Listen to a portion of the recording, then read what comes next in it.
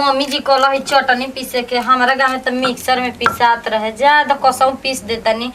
केतना मम्मी जी माने ली ना पीसब तबो कहन कि ना पीसल पीस देतनी छोड़ा हटाव तब का ज्यादा हमार सास बड़ी माने ली जल्दी जल्दी तनी चटनी पीस देतनी खा ली हम दुकर मम्मी जी खेते बधारे जाहू के बाटे ना खोयन जा दुकर तो कैसे बोझा ओझा बन्हाई आखिर में कैसे चली खेत बधार के घर में आगे तब सब न देख के चले के बाटे चल चटनी पिसाइए गईल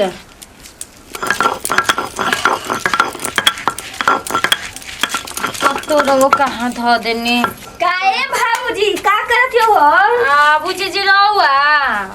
चटनी पीसती हो हाँ जी कनिया मम्मी जी तनी दुकर खा लेती गइल बड़ी खेते जाहू के काहे बाटे भाऊजी कोने चीज के चटनिया पुदीना के ना जी बूची ये तना बढ़िया गम कतवा तो का बताई और चाची जी कहाँ गइल बाटे आ गइल बाड़ी मम्मी जी तनी केनी हो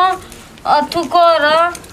बहरवा हाँ जाना तो भाऊजी हमर पापा ना पुदीना के शरबत बना के बहुते पियत रहन हाँ जी बुची जी हमारो ससुर जी कही ना पापा जी की गर्मी के मौसम में इंसान ये पिएला ना ए जानता हो भाभी तनी हमहू के देखू ना भाते से चटनिया खा लेती ना अब का जी का पेटवा एकदम खाली बा हमर दिल खुश हो जात आ ये बुची ले ले खा ले का ए भौजी कर कन हम के केना के हो आ और भैया ने खिले रहन ओही घड़िया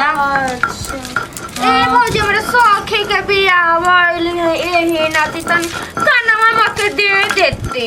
आ ले ले बुची ले ले बोसे का आ ठीक पेन हइया ला ना ले ले कोनो में के ले ले चूड़ी ले त ले ले बढ़िया बा चचियावा नहीं बस सिखा सिखा सब कुछ ले जावे सोच लगती है एकदम का हो गइल बुची जी कुछ नहीं चाची जी कहाँ गए अच्छा मम्मी गइल बाड़ी तनी खेत ओरे अरे भाऊजी खेते और गन्ने हम देखनी दुआरा पे बैठ के ना चटनी पिसा सुना दुआरा पे बैठ के मार कचौड़ी खाती है नाम की हम कहनी चाची कहाँ से ले लो अब की का कहत हम के देहले नहीं सुना ना बतिया हो हम के देहले नहीं कहते ने जाके मेरे पतोइया कहिया मत खाते गेहूं बेच के मंगवाईनी है अब कैसे काहे कहतनी जी हमर मम्मी जी ऐसे ना करनी है तनियो चीज हवा अचार हम बांध के लियावे लेकिन हमर पतोहिया खाई हमार काम रोल कहल और बस सुने खोई सुनी है ना सुने खोई ना हम तो ये कनी नहीं दुल्हन कनिया बाटू घर में रहे लू के नहीं जाना था चल तनी तनी बता देत हई वो के इज बुची जी सही में कहतनी रहुआ नहीं विश्वास बात का सही कहल जाला जमाना में विश्वास ना हमरा से कहेली कि एगो तू ही बाड़ू केतना हमरा के माने लिया कैसे करत ताली मम्मी जी बगलिया में तू नहीं जानबू चाची जी के पता होई बगलिया में एक जनी बाटी ना किशोर बहू उन्हीं के दे देना आंचल में गठिया गठिया गेहुआ ले जाली देवेली चाची जी जाता है भौजी हमार माई ढूरत होई अच्छा चटनिया लेब ना आए चटनिया बाद हम ले लेबो भौजी अच्छा ठीक बा जा दी तब जा पैसा खूब खियावा आई हो दादा बताब केतना मम्मी जी कैसन बाड़ी हम सोचत रही कि हमर मतारी ऐसन बाड़ी केतना हम मानत रही उनकरा के अपने जाके होने कचौड़ी आ पूरी खा तड़ी देख हम कैसे अकेले घर में कनिया पतो नया नहर बानी आ तनको मम्मी जी के बुझा तो नइखे मम्मी जी का हो का करत तनी लेवा दुकोर खाए जाई बाधारी देखी तो सगिया काटे लायक हो गइल बा आ का है कचौड़ी मिठाई खइलन तरह पेट ना भरल का कचौड़ी हाँ। सुखा के है पानी बिने तो बतारा कचौड़ी लौकता तू भरी गांव के तू कइले रहत है का कइले बड़ लुगावा हो आ कुछ ना छोड़ी रहुआ के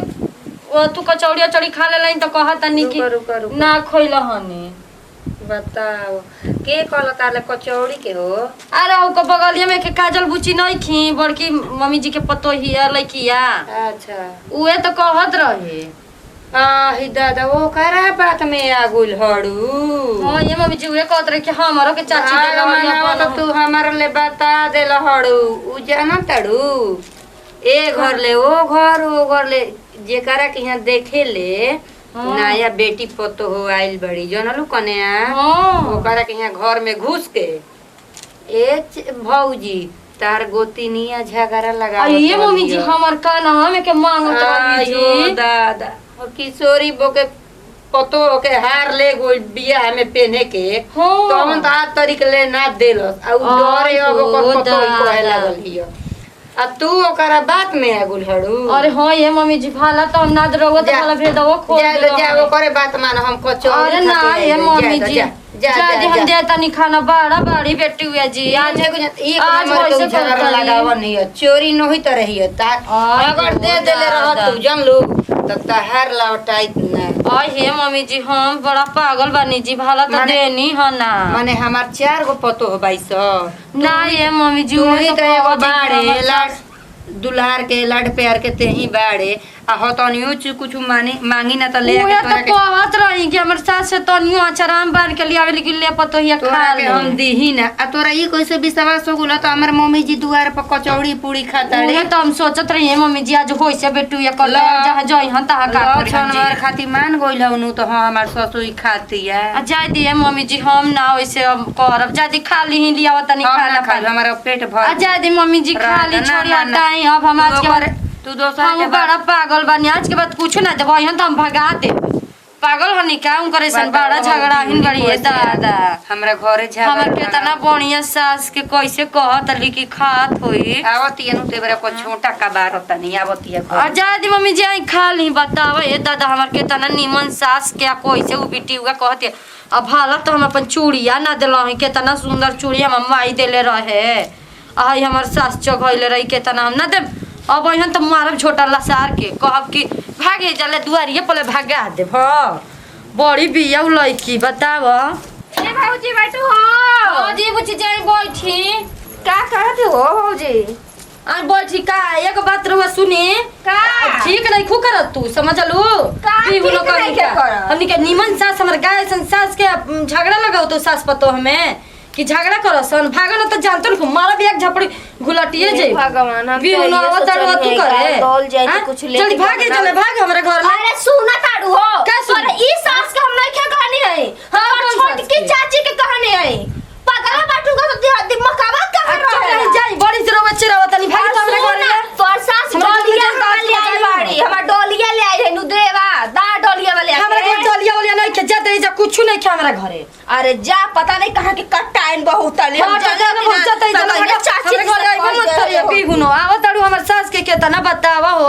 हमर गाय जैसन सास के कैसे ही लगावत या बिटिया आज के कहल जहाँ जाई तहाँ का करी नमस्कार प्रणाम हम अनीता सैनी बोलत तनी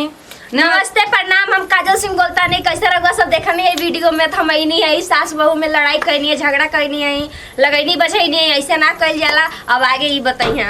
ऐसे ना करे के नमस्कार चाहिए प्रणाम हम धर्मशिला जी देखलन जे ई पड़ोस के लड़की है यही ले झगड़ लगे ऐसे ना करे के चाहिए कितना बढ़िया सास के कैसे कर ऐसे लोग देला करत हवन दुनों ले अपन सोचत न समझत हवन बस लड़ाई ठान लेत हवन यही के साथ आज का करत तलिया कल जहाँ जाइहन तहाँ का करिहन प्रणाम